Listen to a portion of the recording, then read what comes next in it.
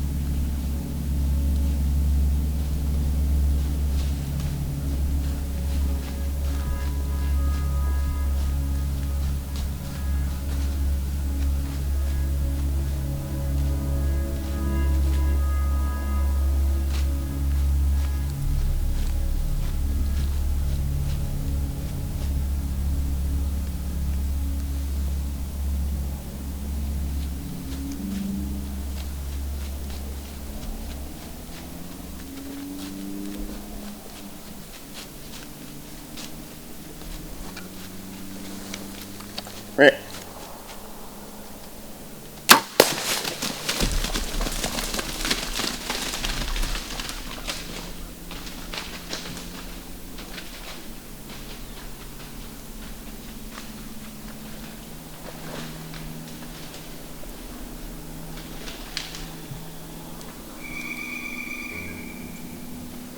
Well, that happened fast.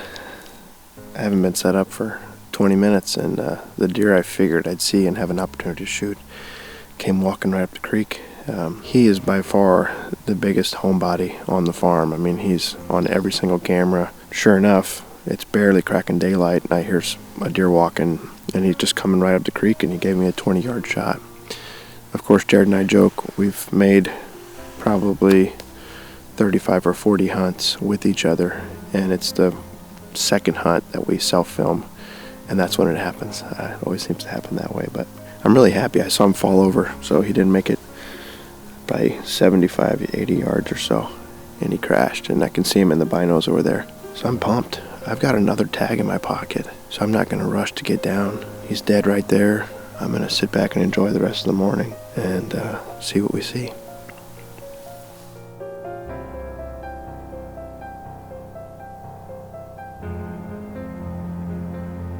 While Mike rides an adrenaline high, 50 miles to the west, I work to rid my day of an old doe that has us pegged.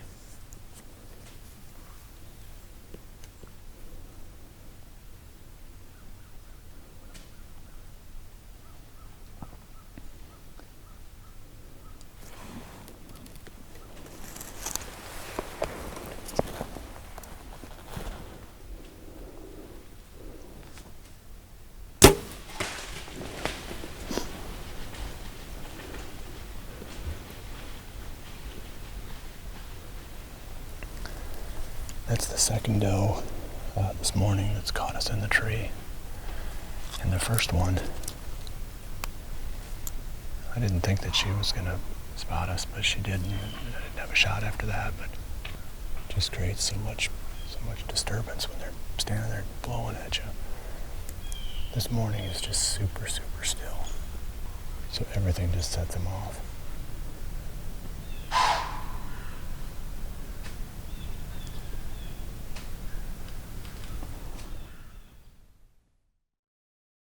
Mike's Hoyt Carbon Defiant bow is not only quiet, but lightning fast. His arrow gets to the buck before it has time to react, and this results in the perfect hit. Being able to thread an arrow through small openings can pay off in venison. For whitetail hunting, I like a sturdy arrow weighing roughly 5.5 to 6 grains per pound of your bow's maximum draw force. This produces quiet shooting and good penetration, but still permits a reasonably flat trajectory for shooting through openings. Easton's FMJ arrows fit this requirement perfectly. The last 2 seasons I've been wearing this Cabela's Lookout fleece. There's a couple things I like about it. The first thing is it's got a form-fitting sleeve, so I have no worries when I'm shooting my bow that the string's going to be hitting that sleeve, but it's also loose fitting enough in the chest that I can layer things throughout the season. That allows me to wear this from the opener all the way to the end of the rut and stay comfortable that whole time. It's also a really durable jacket that I've been wearing the last 2 seasons, and it's held up great through all the elements. Frigid Forage Plowdown Clover is one of the most revolutionary products they sell. You ideally frost seed this blend of fast-growing clovers during the winter and then mow it down and till it under when preparing to plant big and beastie the next summer. The clover provides much-needed forage for the deer during the summer and much-needed nitrogen for the big and beastie once you plow it down. With one suspicious doe on the ground, another picks us off in the tree. While I'm waiting for my shot, a stout 10-pointer heads straight for the stand. Here comes another buck down the trail. You better go to him. It's that tight rack 10, that little younger one.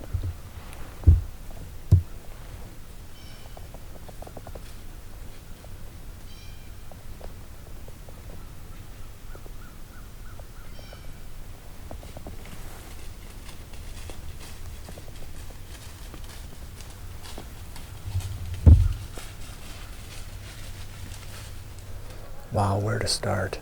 We had deer running everywhere.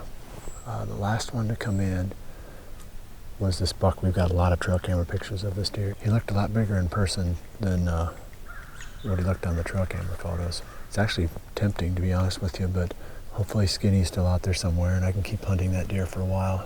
You know, if I put my tag on this one, then I'm done. So it's been exciting so far. I mean, 6th of November. A lot of activity. As I drag the heavy doe out of the woods, Mike Reed gathers his family to share in the adventure of recovering the old buck. All right, where are we gonna go, girls? To the woods to get the buck. To the woods. Get the buck. You're calling them in? All right, we just got back out here, got the girls. We're gonna go pick up the blood trail and see if they can find it. You guys ready? What are we gonna go do? We just got back out here. We're gonna follow the blood trail so we can get the deer. All right, let's go to it. See the ladder going up the tree? Yeah. That's where I was, and he was standing right here.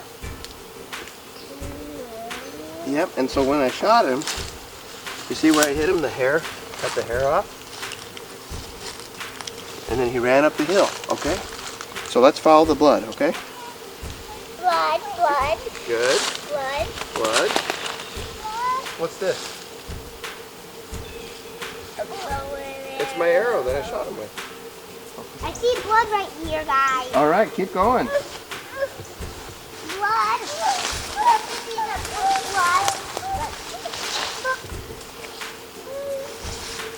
Walk on there. Everyone. Blood. Oh, bloody, bloody, I see him. Good job. Good job, Bella. Good job tracking him. High five. Sprint. High five. He doesn't have any blood on him. You don't see any? Look right here. This is where I shot him. He's kind of stiff, huh? Yeah, he's a big one. You really wanted to shoot this guy, didn't you? Why? Yeah, Shorty. Why did he want to shoot Shorty? Because he's old grandpa. Let the young ones live. Hey! Here, let's put that back in his mouth. I want to feel his tongue. You want to feel it? Yeah. Feel it. I want to feel his tongue. Come feel it. Not so wet. There you go. Monkey see, monkey do, huh? This is probably a 4.5-year-old buck. There's a small chance he could be 5.5, but he lives in the center of the farm. This 100-acre central timber is underwent TSI about 10 years ago, and it is thick. It holds a lot of deer, and that's why we've been hunting it so much, because a lot of does bed in there, and these bucks cruise around in there. This morning I hunted on the creek bed, and I noticed a movement pattern last year. They actually like to walk this creek bed. It's a flat, sandy bottom creek, and it's the easiest walking in there, and so the bucks tend to walk up and down, and it's full of tracks. I turned my attention to just hunting some of these management bucks. I've got 4 or 5 of them on the farm, and I wanted to get at least one of them off. This deer was the one I was most likely going to see. I mean, he has always been on the farm. I've had him all through summer. The first buck growing in velvet, he's just never left. He's on every single camera. And I just knew it was a matter of time that we were going to cross paths. So Jared and I actually saw him yesterday morning. We were up on the hilltop and we had a good hunt. We saw quite a few bucks, I think 7 or 8 bucks. They ended up coming into the horns and getting downwind of us, and I never did get a shot.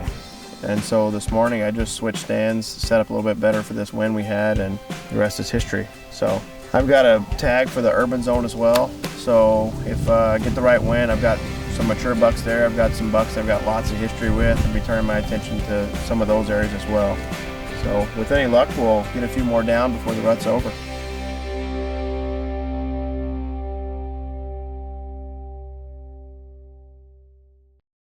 Mike first picked up Shorty on a trail camera located over a trophy rock during the past summer. The buck used the same rock for most of the growing season when minerals are crucial to antler development. Trophy rocks serve 2 important purposes: attract deer to the trail camera and improve overall health of the herd. Mike had several Muddy ProCam 12 trail cameras spread out on the farm. He likes to use video mode because the resulting images are more fun to watch. He managed to get several clips of Shorty throughout the season. The video mode worked great on these cameras, even at night. Mike killed this buck using a fused Cybex sight. Cybex sights have micro adjustment knobs that make sighting in a breeze. The sight also combines the best of a fixed pin sight with the best of a slider for accuracy in every hunting situation. Redneck's fiberglass blinds are their best known models, but the company also makes a soft-sided blind. This model looks similar but is made from camouflage fabric or ghillie material. Soft-sided blinds are also much more affordable than fiberglass and can be elevated or used on the ground. I've been in a number of hunting camps over the years, and hunters rarely argue over which bow or arrow is the best, but it can get pretty heated when the subject of broadheads comes up. Bowhunters have strongly held opinions about what is the most important on this critical part of the equipment puzzle. At Midwest Whitetail, we've been shooting rocket broadheads for as long as we have been in business.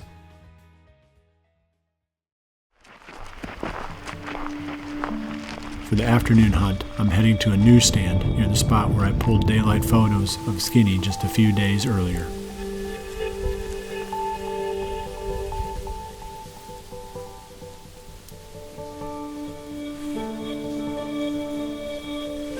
As I envision what it would look like to have the giant 10-pointer right below me, working the nearby scrape, 100 miles to the south in Missouri, Korey Wolfe is in a stand on the edge of a doe bedding area. We got, 2 hours till dark. We're in a spot, we're on the very peak of this ridge. About midway back, we got a field up here. Majority of the bucks are across this ridge going this direction. Got lots of cover. Had some bucks chasing does, a lot of bucks chasing does this morning. There's a pretty good chance a buck's gonna come by some of these thick spots, check for does. So, that's the plan. Sit tight, hope for a big cruising buck.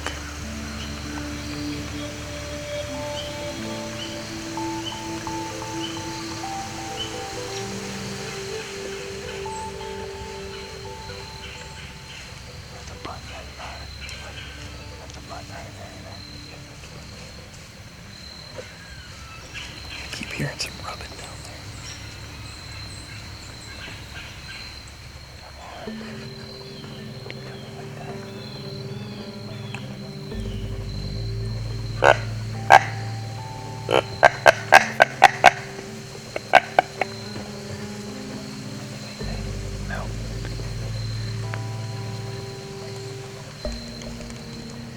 Coming in.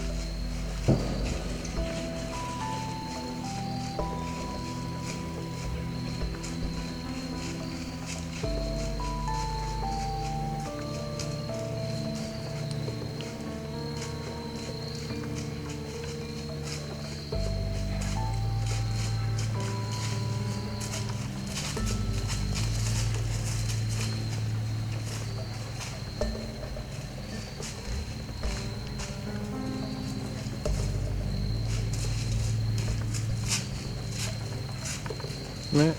Meh. Meh.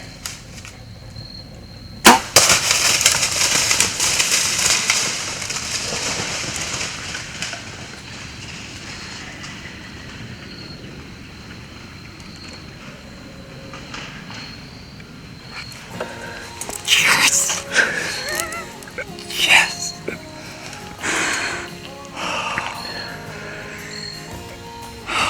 First time in this tree all year.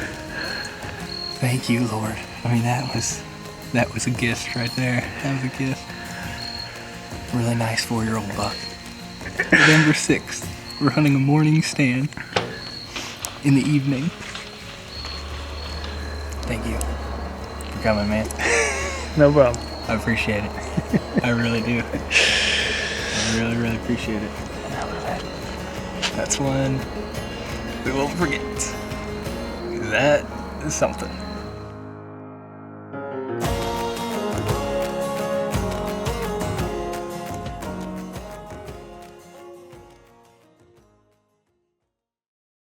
After the grunt, this buck comes in looking for Korey, but his Realtree extra pattern keeps him hidden as the deer closes the distance. Camo patterns may seem arbitrary, but when the outcome of your season comes down to one close range encounter, every detail counts. That is why we choose Realtree camouflage. There are very few true no-till seeders on the market that focus on the needs of deer managers who are faced with small plots and small tractors. The RTP Genesis fits the bill perfectly with two sizes, a 5-footer and a 7-footer, that both place the seeds at the proper depth without any need for tillage. When setting up close to buck bedding areas on public land, all of our gear has got to be totally silent. That's why we choose the Muddy Vantage Point tree stand. It has silent straps with no metal-on-metal contact and multiple platform adjustments to fit in just about any tree. We had good success with the Ozonics HR200, which is still in the line, but their new HR300 model produces up to 45% more ozone. This can be critical in the tree stand on days when the wind is gusting.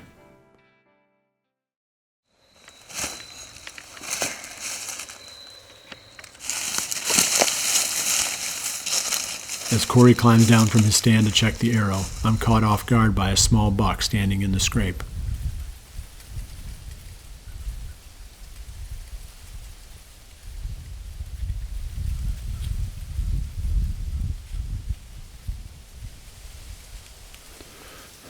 Had one buck come past so far. So that's a good sign, because that means they have to be crossing, or at least he was crossing through here. And that's what we're hoping that some other bucks will do yet before this evening is over with. I've got this big field out in front of me here, so hopefully, if nothing else comes by the scrape here or past the end of this point, at least we'll see something crossing further down the field so we can get a fix on what the deer are doing here.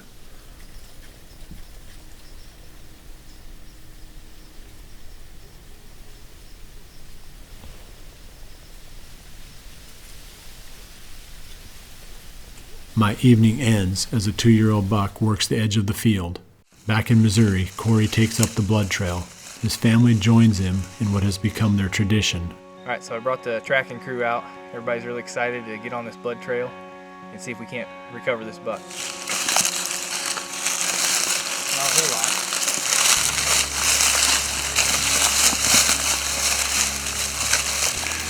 Whoa, So it broke was- it. So that's why we didn't find the arrow. We put a whole bunch of time. Broke the blades off. And he's pretty rough on that arrow.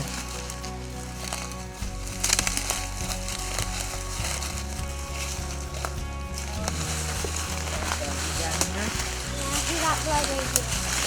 He went through the thing. God. I found him! Huh? I found him! Oh. Right there! Oh, Yes. great job! Yeah, I just think I can get down there. Well, he went a little further than we thought, but made a decent shot. I was pretty high in the tree and had a good angle, had a good exit. Had the kids out, Monica and my mom and Chris, and just everybody involved with the track, and just very fitting here on the family farm to shoot an awesome buck. I mean, he's just got points. I mean, this is more points on a buck than I've ever shot. Chris was in the tree with me tonight, and just couldn't get any better. really, really proud of this buck. I just, thank God for giving me the opportunity to pursue such a wonderful animal.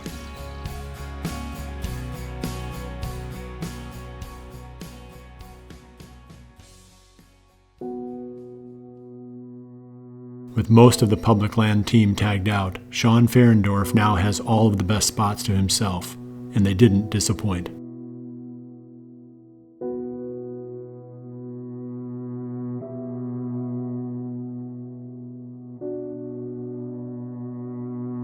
All across the Midwest, our friends are experiencing great hunts during this classic rut. In Wisconsin, Casey Virgin arrows his top target buck as it chases does right in front of his blind.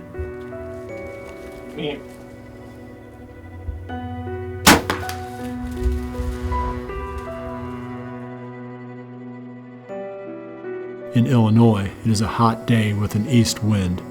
David Williams and Andy Melton are hunting a redneck blind. As the light begins to fade, a gorgeous 8-pointer makes his way through the food plot, obviously cruising, bent on finding a doe before dark.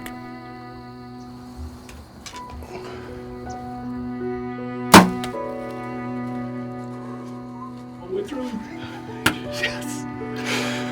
Well. November 6th was a banner day for our friends. It will be hard to beat what happened today, but I believe the best is still to come. My favorite day of the year is just hours away. As good as the hunting is, there's an equal amount of tension. You know these are the best days, but what if you are in the wrong spot at the right time? You feel the pressure to make every hunt count. It's becoming do or die time for those of us who are still chasing November.